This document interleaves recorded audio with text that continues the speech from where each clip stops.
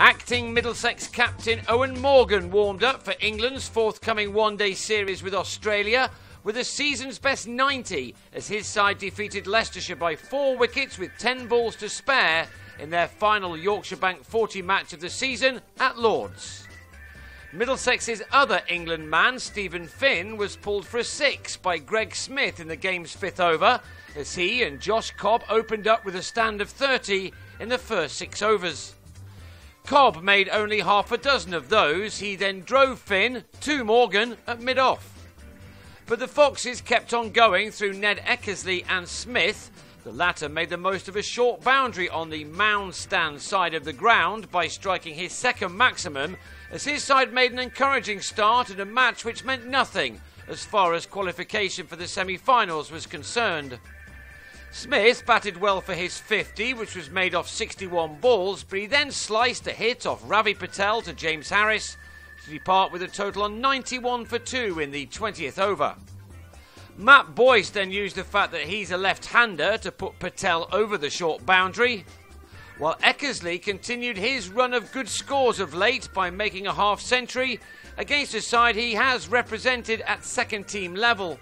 He hit 5 fours in his half-century, which used up 53 deliveries, as he put on 95 in 12 overs with Boyce, taking the total to 186 in the 32nd over. He eventually slogged Harris out to Toby Rowland-Jones to go for an impressive 73, which had been made off only 65 balls. Boyce then became the third Leicestershire player to record a 50, his coming off 51 deliveries with 3 fours and 2 maximums included.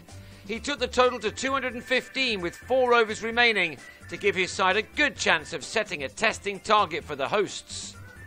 Boyce was out for 53, a nice moment this for debutant Ollie Wilkin, who had to thank Joe Denley for the catch in the covers.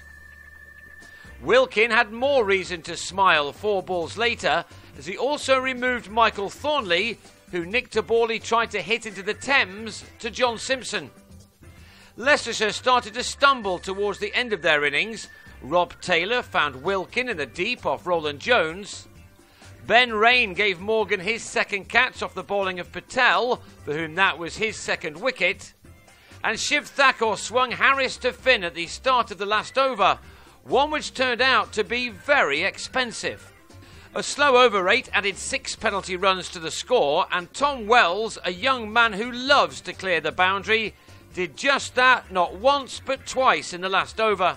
He also smashed 3 fours off an over which, including the penalty, cost 32 runs to take Leicestershire to 274 for 8 from their 40 overs, Wells with 31 off 11 balls. The Panthers then made a bad start to their reply, losing David Milan with a nick behind for a golden duck. While Paul Sterling fell in the 5th over as he was bowled in spectacular style by Nathan Buck with a total on 22 for 2.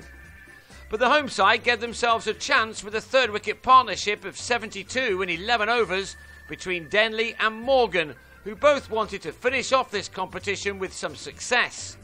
Morgan especially was in need of runs. He's had a poor season and seems to have fallen down the list of potential test match players for England now. He also needed a score to take some form into the matches with the Aussies. Denley was out for 36, offering James Sykes a catch over an obstacle course to leave Middlesex on 94 for 3 after 15 overs. Morgan, however, remained, and he went to his first 50 of the season off 43 balls. He struck 3 sixes and 4 fours in that, and was beginning to look back to his best, just at the right time for his country. He was producing some of the remarkable shots that made him one of the most sought-after cricketers in the world, and in doing so he was giving his side a great chance of chasing down their target. He reduced that to 106 off the final 15 overs.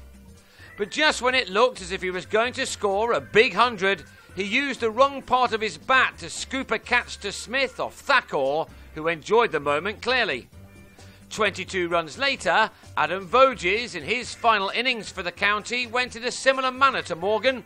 He departed for 37, which left 77 more to get off the last 10 overs.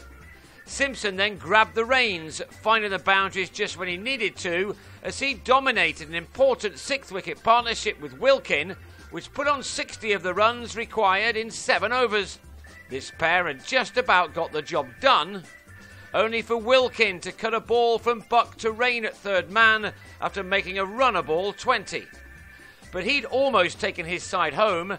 Simpson ensured that there were no more errors as he struck a 6 on his way to a match-winning 37-ball 50.